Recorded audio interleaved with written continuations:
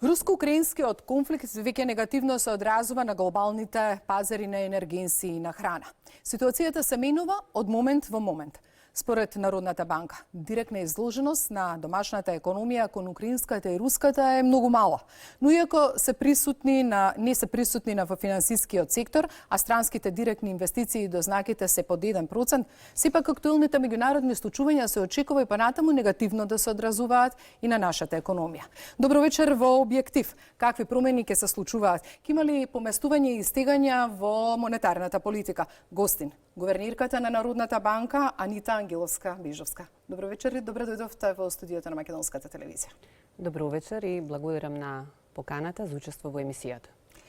Какви се последици може да се очекуваат во глобалните економски тикови со акцент на европската економија? Колку што можеме да забележиме, веќе има реперкусии на меѓународниот пазар.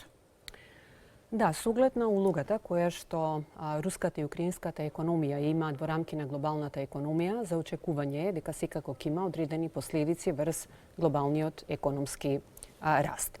Русија е 11-та економија по големина во свет. Таа има значајна улога на пазарот на примарни производи. Например, таа е најголем извозник во светот на природен газ, на која што отпаѓа околу 18% од светскиот извоз. Таа е втора по големина извозник на нафта, на која што отпаѓа околу 12% од светскиот извоз. Понатаму таа исто така има значајна улога во делот на извозот на металите. На неа отпаѓа околу 10% од вкупниот извоз на алуминиум, например, 8% од извозот на бакар. Дополнително во делот на житариците, Русија заедно со Украина имаат големо учество во светскиот извоз, практично 1/3 од извозот на пченица отпаѓа на овие две економии, а околу 1/5 од трговијата со пченка. Сето ова, овие податоци ги изнесов за да ја видиме всушност големината за какви економии зборуваме и какво е нивното влијание и кои се главните канали преку кои што тие можат да влијаат на глобалната економија. Од сето ова произлегува дека за глобалната економија присутни се нагорни ризици за инфлацијата и надолни ризици за глобалниот економски раст. Само за подсетување, Меѓународниот монетарен фонд за оваа година проектира глобален економски раст од околу 4,4%, што значи постои ризик овој раст да биде помал поради тековните случувања, а во однос на инфлацијата, проекциите за глобалната инфлација се некаде околу 5% во просек за развиените и помалку развиените економии, но овие случувања може да значат нагорни поместувања. Секако, колка веќе бидат тие поместувања, во кој размер, клучна улога ќе има развојот на настаните, интензитетот, санкциите и времетраењето на сето ова. Малку по-конкретно да се фокусирам на европската економија, бидејќи таа е нашиот најзначаен трговски партнер со најголемо влијание. Ние во рамки на Европската унија извезуваме некаде 77% од нашиот извоз, што значи ние сме отворена економија со многу силни врски со европската и зависна, така е, во две насоки, затоа што трговијата е всушност збир и на извозот и на увозот со една економија. Во основа, кои се проценките за ефектот од овие случувања врз европската економија? Европската централна банка излезе со 3 сценарија, прелиминарни сценарии. Првото сценарио е всушност бенигно сценарио, која што значи дека не би требало да има некои позначителни ефекти врз растот за европската економија. Но тоа доколку кризата, да речеме, трае многу кратко, нема позначајно. Носителите на политиките преземат одредени мерки со кои што го компензираат овој удар и слично.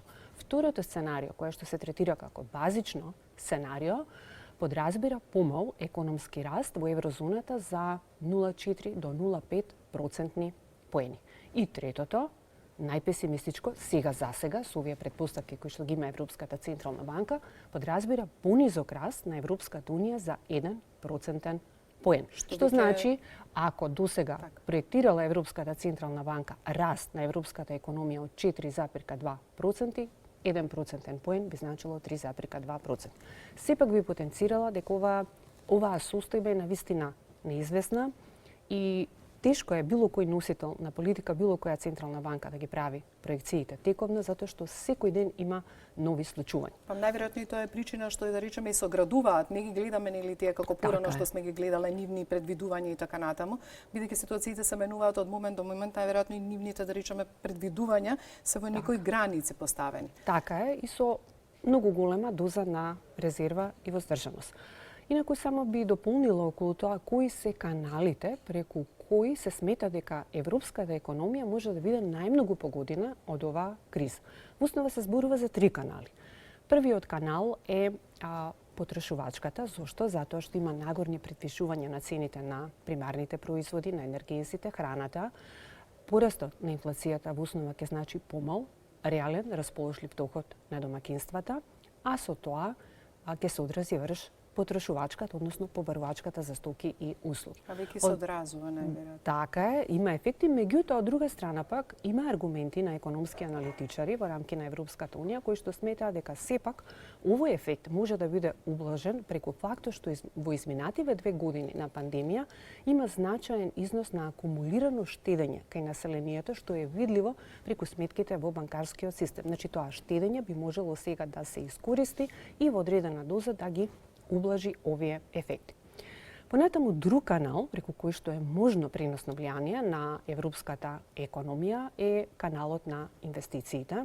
Во услови на висока неизвестност секогаш по правило има голема воздржаност на инвестициите и оттаму се согледува ризик и во овој сегмент. Исто така има аналитичари анализи кои што пак посочуваат дека овој ризик повторно би можел да биде минимизиран со самиот факт што сега се зборува за поголеми инвестиции по енергетскиот сектор заради намалување на изложеноста кон руската економија, инвестиции кои што би значеле сколемување на енергетската ефикасност и вложување во обновливи извори на енергија, а дополнително се зборови за поголеми вложувања инвестиции во секторот одбрана. Но неизвестноста секако постои. И третиот канал, последен, кој што би го споменала, преку кој што ова може да се одрази на состојбата во Европската унија, е трговскиот канал. Ако ги гледаме податоците за трговијата, односно трговската поврзаност на европската економија со руската економија, се забележува дека низ годините е значајно намалена поврзаноста, особено по кризата во 2014 година се намалува и тековно извозот од Европската унија кон Русија учествува само со околу 3%. Меѓутоа, неизвестноста е секако голема и, како што споменав, тешки се било какви проекции во овој момент. Но само за крај, и би да го резимирам овој дел околу ефектите, сепак би кажала дека се уште не се зборува за рецесија во Европската унија.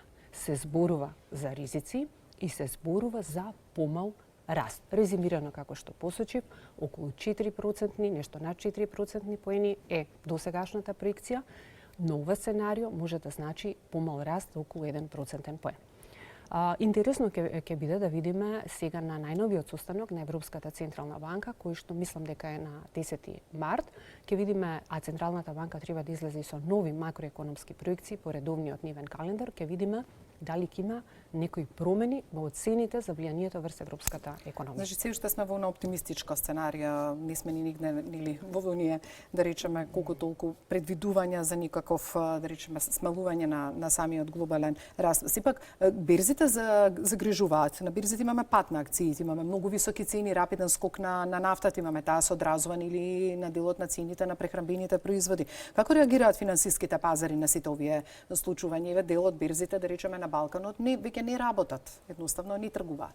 Да, како и секоја криза, така и оваа криза, финансиските пазари јасно манифестираа голема аверзија кон ризик. Тоа е особено воочливо ако се анализира кон кои инструменти инвеститорите се насочија, јасно е насочување кон најбезбедните инструменти. Пред се тука мислам на вложувањето во државни харти од вредност на најразвиените економии, а помала изложеност кон поризични инструменти или поризични сегменти на меѓународните пазари. Ако го анализираме сегментот на државни харти од вредност, јасно се гледа дека приносите во рамки на Европската унија се намалија, значи каматата и цената на финансирање се намали, но од друга страна кај останатите економии, брзорастечките економии, вклучително и во нашиот регион и за нашата економија дојде до пораст на каматите по кои што може да се задлужуваат државите. Во нашиот регион порастот на каматата е во просек 1% поен, а кај нас во македонската економија нешто понизок 0,8% поени. Оваа верзија кон ризик е воочлива ако се погледнат и другите пазарни сегменти. Споменавте и вие, пазарот на капитал, хартиите од вредност практично дојде до надолни прилагодувања на берзите. Особено прилагодувањето беше поголемо во рамки на Европа, во споредба со Америка, но генерално имаше надолно прилагодување затоа што акциите се сметаат за нешто поризичен финансиски инструмент. Понатаму, овие трендови се видливи и преку пазарите на валути. Вообичаено кога има кризни ситуации, има поголема ориентација или преференца за вложување во јапонскиот јен, швајцарските франци, чија валута апрецираше во овој период. Дали веќе тоа се чувствува? Дали веќе имаме тука такви поместувања? Има поместувања, значи видливи се, меѓутоа она што би кажала погенерално за пазарите е дека има голема променливост. Дури и во текот на денот, од ден на ден, значи се менуваат значајно состојбите. А впрочем, тоа е и очекувано, бидејќи во секоја кризна епизода пазарите се одликуваат со висок степен на променливост. Какви ќе бидат понатаму состојбите на пазарите, исто така е неизвестно и ќе зависи пред се од најновите информации поврзани со кризата. Хајде ги видиме влијанието врз нашата економија. Според Централната банка, заштитните механизми во нашиот финансиски систем се соодветно поставени да ја штитат домашната економија, но сепак ево од ова сето што вие го споминавте може да се забележи дека веќе удар ќе се почувствува, а и се чувствува. Каде бранот најмногу ќе удри? Врз кои сектори? Ние како Централна банка веќе излеговме со став по однос на ова прашање во кој што јасно комунициравме дека со оглед на релативно малата трговска и финансиска интеграција со руската и украинската економија не очекуваме позначителни директни ефекти, но не можеме да ги исклучиме индиректните ефекти. По однос на степенот на поврзаноста, вие некои од индикаторите веќе ги посочивте, би кажала дека трговијата со Русија учествува околу 1% во нашата трговија, трговијата со Украина исто така околу 1%, значи вкупно зборуваме за 2% од трговската размена, што е релативно мало учество. Во однос на финансиските врски, би рекла еве само два индикатора да посочам, вкупните финансиски обврски кон руската и украинската економија се под 1% од вкупните финансиски обврски на нашата економија, а слична е состојбата и поверувањата кои што изнесуваат 1%. Тоа охрабрува колку толку. Да, тоа е добро во овај европската кризни. се поврзе, може не има доста голема влијание. Така е, тоа би било индиректниот ефект за кој што посочив всушност, значи директната изложеност е мала и тоа е добро во моментот, не е добар заштитен механизам, но треба внимателно да ги следиме случувањата во европската економија, бидејќи таа е наш најзначаен трговски партнер. Колку повеќе биде погодена европската економија, толку потенцијално и ние кај нас ризиците се зголемуваат. Кои се главните канали преку кои што ние би можеле да бидеме погодени посредно, се разбира? Тоа е каналот на цените на примарните производи, храната, енергенсите, кои што може да имаат влијание и врз инфлацијата, но и врз платниот биланс, углед на тоа што растот на цената на енергенсите го зголемува трговскиот дефицит. Другиот канал преку кој што можеме да бидеме подготвени е растот во Европската Унија, тоа и што зборувавме претходно дека веројатно овие случувања ќе имаат влијание врз европската економија и тие влијанија посредно може да се пренесат и кај нас, затоа што Европската Унија учествува со 77% во нашиот извоз. И секогаш е присутен каналот на довербата, на очекувањата, што значи дека генерално овој амбиент на неизвестност може неповолно да влие врз и потрошувачите и врз потенцијалните инвеститори и со тоа да влие во насока на поспора динамика на закрепнувањето на нашата економија. Директно би ве прашала, има ли силен притисок врз животниот стандард? Какво ќе биде влијанието сега на инфлацијата? Еве да речеме, сведоци сме, граѓаните од ден во ден предупредуваат дека цените растат и покрај тоа што да речеме владата има некои своји собствени мерки, да речеме замрзнува цени, па потоа ги ограничува маржите, односно ги замрзнува маржите, ги одмрзнува цените, меѓутоа сепак каде ќе биде најсилниот притисок врз животниот стандард? Значи, инфлацијата е глобален феномен. ако ги погледнеме по-глобално состојбите, се гледа дека по една декада од ниска инфлација, минатата година во глобални рамки веќе инфлацијата се движи во нагорна насока. Таков е случајот кај нас, во нашата економија, инфлацијата минатата година заврза на 2% во просек. Нашите проекции како Централна банка беа 3,1%, речиси во линија со нашите очекувања. Кои беа причините за овие состојби? Фактори на страна на понудата, тоа е застојот во глобалните синџери на снабдување и состојбите на пазарот на примерни производи. Овие нови случувања на кои што за жал сме сведоци сега, секако значат нагорен ризик кон инфлацијата и нагорни ризици за животниот стандард на граѓаните. Отаму клучно е во овие периоди да се преземаат и таргетирани мерки насочени кон најранливиот сегмент од населението, за да може побезболно да се справи со овие нови предизвици. Вие како Централна банка, кои механизми ќе ги превземете, да речеме, кој сценарио ќе го превземете доколку се случи украинската криза да продолжи понатаму, да се одражи на економијата во Европа, ќе се одрази и кај нас, што ќе активирате? Добро, прво да објаснам дека ние како Централна банка досега не сме ја затегнале монетарната политика, значи во континуитет водиме олабавена монетарна политика, која што значи пониски каматни стапки за кредитирањето на населението и на компаниите со цел полесно пребродување на овој пандемиски период. Инфлацијата почна да се поместува нагоре, тоа беше забележливо во четвртиот квартал минатата година, поврзано со цените на главно со цените на енергенсите и храната. Меѓутоа, тие се фактори кои што ние економистите вообичаено ги велиме фактори на страна на понуда, или поинаку кажано, не се тоа фактори над кои што може да имаат големо влијание централните банки. Ние можеме да влијаеме поефективно доколку факторите кои што ја движат инфлацијата се од страната на поборувачката. Значи има преголема ликвидност во системот, преголемо кредитирање, тоа сколемува драстично поборувачката и во тој случај централните банки се тука да го ублажат тој тренд, да стопираат, да нема прекривање на економијата. Имајќи предвид дека нашата економија закрепнува, но не е целосно закрепната, таа се уште не е вратена на предкризното ниво од една страна, а од друга страна дека инфлацијата не ја движи преголемата ликвидност и преголемата поборувачка, ние во континуитет монетарната, барем досега, ја задржавме непромената. Но да потенцирам, ние поставеноста на монетарната политика ја преиспитуваме на месечна основа, врз основа на најновите информации кои што во континуитет излекуваат. Информации кои што се однесуваат на домашниот пазар, но информации кои што се однесуваат на меѓународниот пазар, особено цените на примарните производи.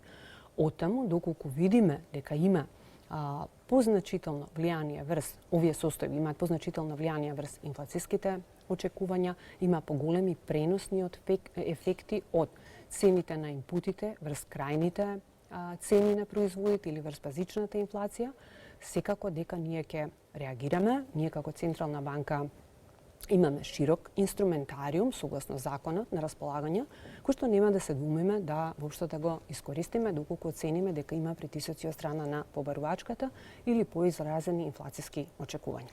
Што да речеме како прво нешто би го примениле во таква насока?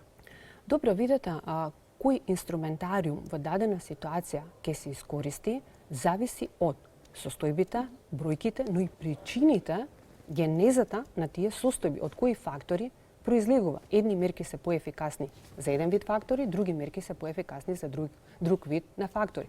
Оно што е всушност одлика на сите централни банки и на централно банкарското работење во овој пандемиски период е големата флексибилност која што тие мора да ја задржат, затоа што имаме невообичаени состојби, голем број ризици, состојбите брзо се менуваат и централните банки мора да се флексибилни, да имаат широк инструментариум, а одлуката за тоа кој инструмент ќе го искористат ќе зависи навистина од тековните движења. Значи механизмите ги имате, сценаријата допрва или откако ќе се излезат најновите податоци. Вакви околности на бојна криза потрошвачката, факт е дека се намалува, факт е дека ценовната политика, да речеме, сосема е поразлична од претходно. Ние поминавме пандемиски години.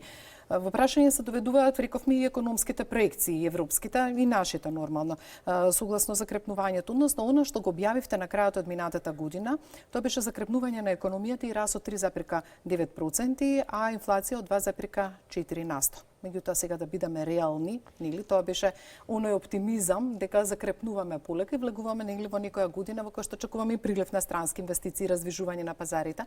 Војната криза ни донесе нешто сосема друго. Сега веќе верувам дека еден квартал веќе поминува. Ќе се затега ли овој дел? Ќе имаме ли нови проекции од Централната банка, да речеме, кои што ќе бидат по некоја надолна линија? Да, да подсетам само дека ние како Централна банка два пати во текот на годината правиме цел сет на макроекономски проекции. Правиме на почетокот на годината, негде април-мај периодот, и вториот се октомвриските проекции.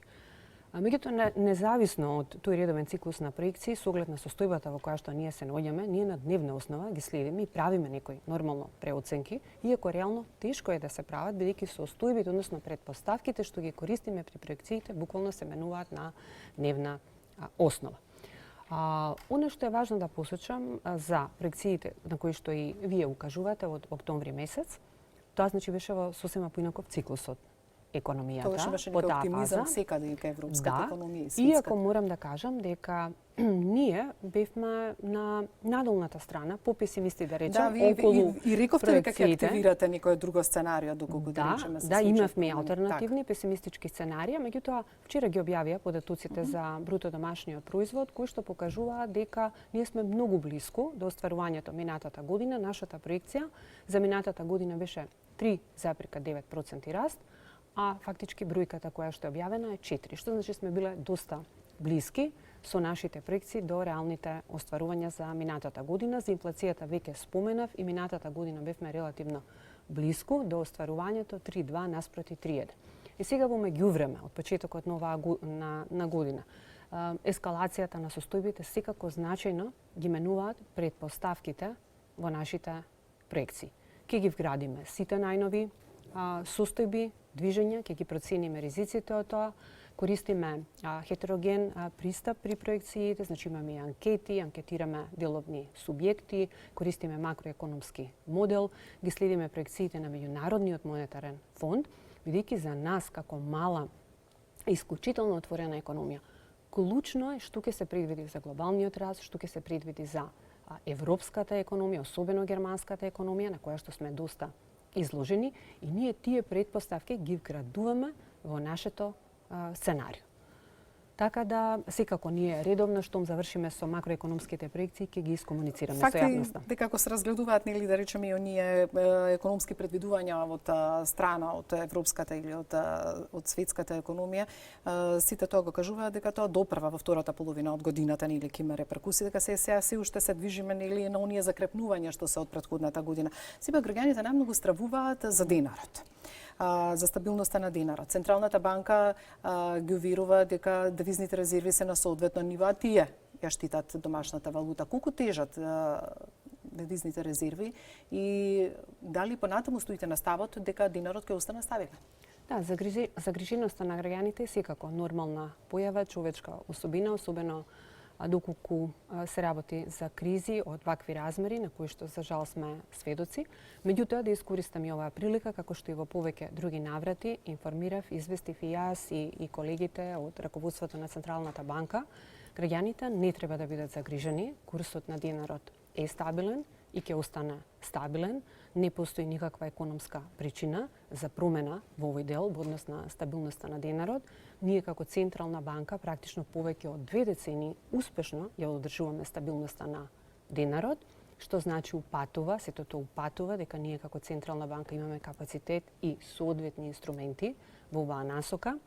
Истово е нотирано и во извештајот на Меѓународниот монетарен фонд, кој што се објави на средината на овој месец, во кој што тие јасно ја оценуваат оваа стратегија, која што ние имаме, стратегија на стабилен курс на денарот во однос на еврото, констатираат дека таа е соодветна, имајќи ги во предвид карактеристиките на македонската економија, и констатираат дека Централната банка има соодветен инструментариум и капацитет за негова одбрана.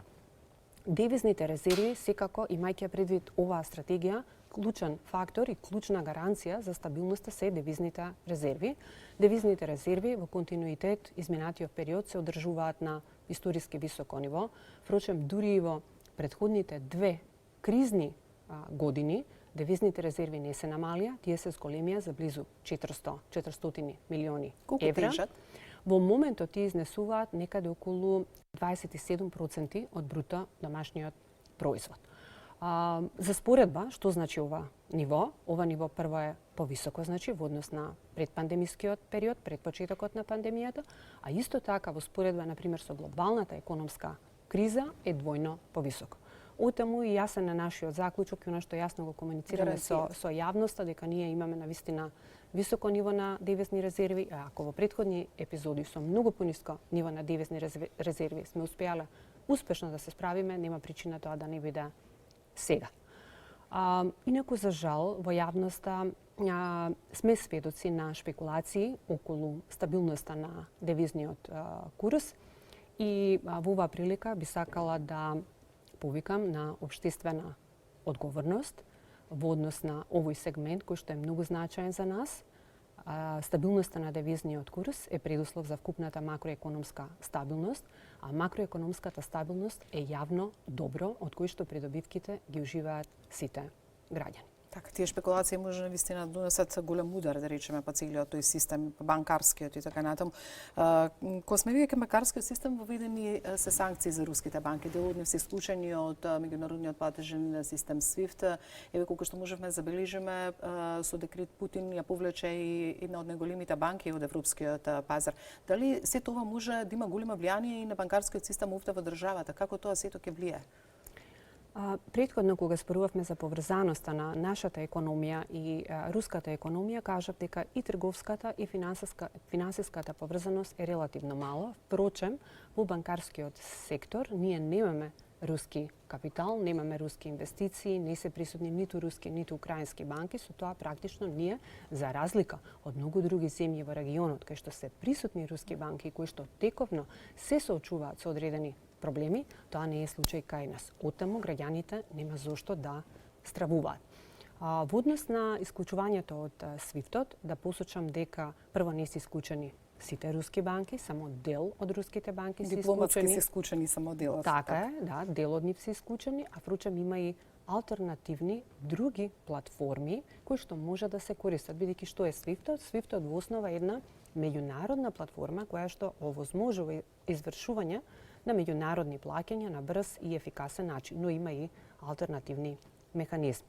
Оттаму не очекуваме некои позначителни ефекти од овие случувања врз платниот промет во домашната економија и генерално во однос на банкарскиот систем, мислам дека нема да имаме било какви неповолни влијани. На ниво на вкупните депозити 60% се во домашна валута, што е навистина позитивен тренд. Дали стравувањата на граѓаните во конфликтот се одразуваат веќе, да речеме, во банкарскиот систем овде кај нас, односно директно би ве прашала дали веќе се забележани повлекување на финансиски средства од заштедите во банките? Од последно расположливите податоци што ние ги имаме, се забележува дека продолжува трендот на раст на депозитната база. Така, според податоците во јануари, растот е некаде 7,4%, при раст на депозитите и на предпријатијата и на населението, при што нешто е повисок растот на предпријатијата.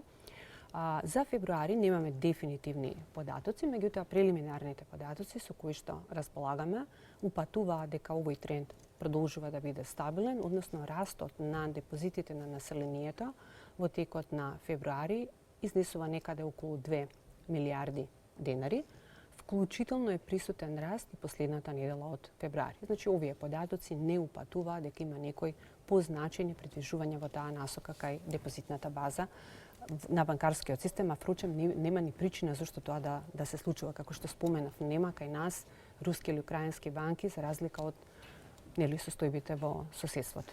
Ајде да проговориме и за кредитната изложеност во време на криза. Што говорат искуствата? Каква е банкарската слика од аспект на вкупното кредитирање, да речеме, сега? А ова би го надоврзала и со тоа дека сепак го споменавте моментот дека и големите банки во Европа, нели, во харти од вредност поголем дел од финансиските средства ги вложуваат. Овде кај нас се гледа дека најмногу е застапено кредитирањето кај домаќинствата со години назад. Дали нешто ќе се промени во овој дел?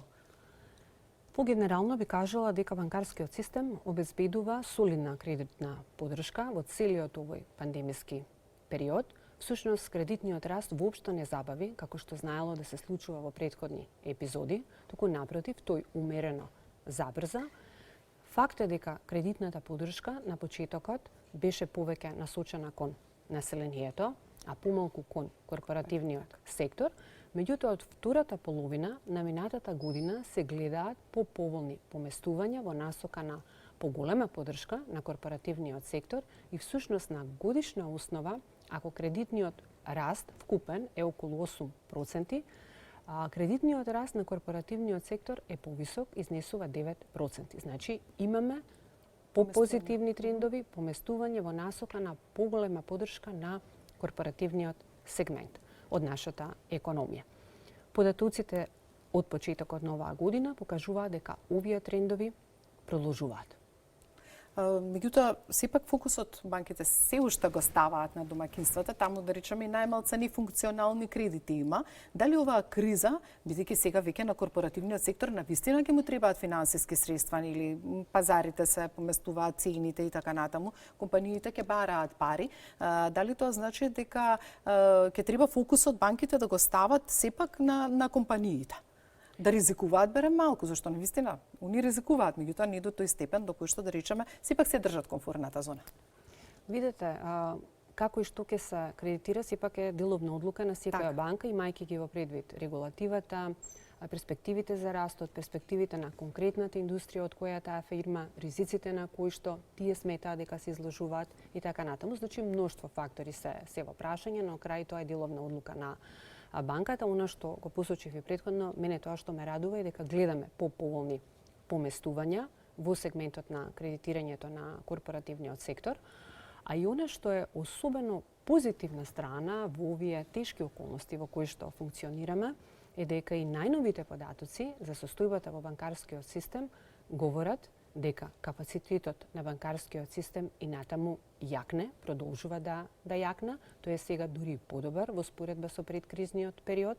Например, адекватноста на капиталот изнесува 17,3%, што е повисоко ниво во однос на предкризниот период и всушност една од највисоките стапки кои што сме ги имале воопшто во последниве десетина години. Ликвидноста исто така е на солидно ниво, всушност кај нас традиционално банкарскиот систем се одликува со високо ниво на ликвидност и тоа продолжува и според најновите податоци да биде негова одлика, а квалитетот на нефункционалните кредити од кои што исто така може да зависи кредитната активност. Ако имате поголемо нефункционално портфолио, тоа природно е да ја намали кредитната изложеност и да ја намали кредитната поддршка. Меѓутоа, нефункционалните кредити воопшто не порасна во текот на овој кризен период, напротив тие постепено умерено се намалува и сега изнесуваат некаде околу 3,2-3,3%, односно тоа е нивното учество во вкупното кредитно портфолио. Тоа значи дека банкарскиот сектор е подготвен да се соочи со негативните влијанија кои што би можеле да дојдат, да речеме, од финансискиот пазар од надвор. Апсолутно, банкарскиот систем според последно расположливите податоци има соодветен капацитет да се справи со евентуални шокови, а истовремено да обезбеди солидна кредитна поддршка за кредитниот раст, односно за опоравувањето на економијата. Банкарскиот сектор е директно поврзан со странските инвестиции. Минатата година беше забележено постепено закрепнување кај странските инвестиции. Тие се сериозен финансиски прилив во државата, од кој што зависи и економскиот раст, но факт е дека сепак ќе има абстиненција во време на конфликт и веќе да речеме Советот на странски инвеститори се изјасни дека дел од автомобилската индустрија ги затвара вратите, што значи ќе се одрази и овде на овие компании кои што работат делови за таа автомобилска индустрија, ќе се намали производството. Какви се вашите очекувања и предвидувања сега веќе? Од искуствата што ги имате и од оно што се случува на пазарите? Да, не може да се игнорира ризикот од надолни поместувања во овој сегмент, затоа што ако дојде до натамошна ескалација или не дојде до набрзо смирување на состојбите, секако аверзијата кон ризик може и натаму да се зголемува, што може да ги намали глобалните финансиски текови или поедноставно кажано, може да влијае на воздржаност кај меѓународните инвеститори за вложување, инвестирање, било да е тоа форма на директни инвестиции, кредити, портфолио инвестиции и слично. Генерално може апетитот за вложување кај инвеститорите да го намали. Тие се веќе предпазливи, нормално. Така е, тоа е одлика на секоја кризна епизода, кај нас, всушност, странските директни инвестиции се многу значајна ставка. Играа значајна улога во нашата економија, со оглед на тоа дека ние сме мала економија и нашиот развој во голема мера е детерминиран и од приливот на странските директни инвестиции, кои што не значат само прилив на финансиски средства во нашата економија и подобрување на платниот биланс, туку во основа значат и прилив и на знаење, на технологија, во основа значат нови пазари, нови работни места, поголем расположлив доход на населението и на крајот на криштата подобар животен менуваат едноставно целата слика кога така се е. прашање. Нашите проекции за странските инвестиции беа дека странските инвестиции по забавувањето, кое што го видовме во 2020 година, тие забавија на 1,9% од бруто домашниот производ, за споредба во предкризниот период во просек беа некаде околу 3,5% од бруто домашниот производ, че забавија во 2020 година, а минатата година всушност тие беа и подобри од нашите проекции, 3,7% од бруто домашниот производ, а нашите проекции беа пониски. Нашите очекувања на среден период се дека по забавувањето во 2020 година постепено тие ќе се враќаат на некое предкризно ниво. Че ние во секој случај нашата проекција за оваа година е пониска од остварувањето што го имавме минатата година. Но секако ќе ги следиме трендовите, случувањата и ќе преоценуваме што тоа може да значи за нашите среднорочни макроекономски проекции. Позитивни оценки стигна од Европската комисија за банкарската регулатива и супервизијата што ја спроведува Централната банка. Какви придобивки може да има, да речеме, финансискиот систем и економијата од оваа одлука? Јас колку што може од она да го забележиме ние вака кои што го работиме овој дел е дека ако не ништо повеќе, тие ќе влијаат најмногу на одлуките на инвеститорите. Кога има стабилна економија, кога има добре банкарски сектори, така натаму, инвеститорите се сепак тука. Да, оваа одлука на Европската комисија следува по еден подолг период на проценка на квалитетот на нашата банкарска регулатива и проценка на начинот кој што Централната банка ја извршува супервизија.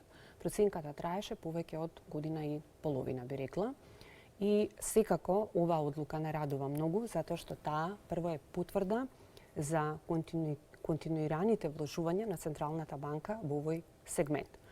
По конкретно кои би биле придобивките и самите укажавте, една значајна придобивка е потенцијално сколемениот интерес на странските инвеститори за влез во нашата економија, како во финансискиот систем, така и погенерално во нефинансискиот сектор од нашата економија.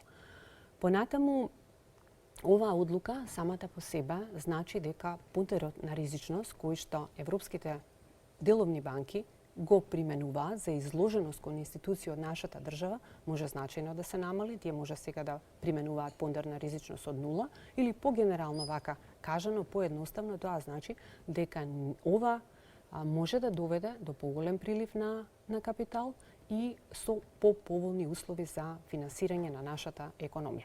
Дополнително на ова го отвара и просторот за зајакнување, на тамошно зајакнување на соработката на Централната банка со Европската Централна банка, што исто така ќе биде значајно од аспект на спроведување на супервизорските контроли во функција на јакнење на финансиската стабилност, но исто така и во делот на монетарната политика. Јавниот долг го оставив за на крај, бидејќи сепак тој е дел од фискалната политика. Тој достигна критичната точка 60% од бруто домашниот производ според последниот извештај на ревизијата. Каков е вашиот став? Иако директно, да речеме, не сте надлежни, фискалната политика сепак ја води финанси, сакам да ги слушнам вашите оценки, бидејќи јавниот долг нормално секогаш не загрижувал, затоа што како велат, оставаме долг на генерациите што доаѓаат, а сепак тој исто и влија и на економските текови. Како што кажав за инфлацијата, така и за јавниот долг, растот на буџетскиот дефицит и јавниот долг е глобален феномен. Впрочем, ако се погледне, глобалниот јавен долг порасна за 17% поени во периодот на пандемијата, а слични се трендовите и движењата во овој дел од светот, односно, например, во Централна и Југоисточна Европа, растот е околу 12% поени, а слично на ова е растот и во нашата економија. Меѓународните финансиски институции оценуваат дека овој раст на јавниот долг беше неопходен генерално и всушност имаат оценки со кои што укажуваат или проценуваат дека падот на бруто домашниот производ во глобални рамки би бил понисок 3 пати, односно би бил поголем падот 3 пати од тоа што беше доколку немаше значајна фискална, но и монетарна поддршка. Независно од сева ова, порастот на јавниот долг е во позначаен обем. И тоа неопходно упатува на потребна од постепена излезна среднорочна стратегија, односно упатува на потребата од постепено консолидирање на јавните финанси. Кај нас конкретно фискалната стратегија, која што е подготвена од Министерството за финансии, упатува на среднорочна фискална консолидација, односно буџетски дефицит од околу 8% во периодот на пандемијата, постепено да се сведе во 2024 година на ниво под 3% поени. Клучно е доследно се сите, извинете, фактори, да речеме и сегашната криза, да речеме и така натаму сите сценарија, кога се предвидува ова? Секако дека не се земени, затоа што кризата сега ескалираше, фискалната стратегија на Министерството за финансии, ако не грешам, датира од крајот на минатата година, секако дека ќе треба да се направи преоценка во овој конкретен контекст во кој што ние функционираме, но она што е неопходно на среден рок е постепена фискална консолидација.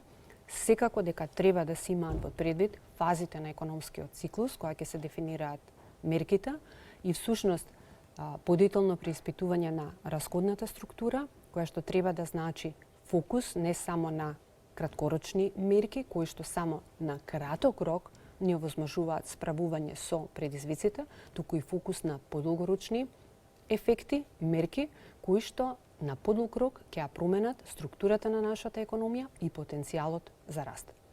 Јас се благодарам што бевте гостин во емисијата Објектив на Македонската телевизија. Ви благодарам за поканата, ми беше задоволство. Вам, почитувани гледачи, ви благодарам за вниманието. Пријатна вечер.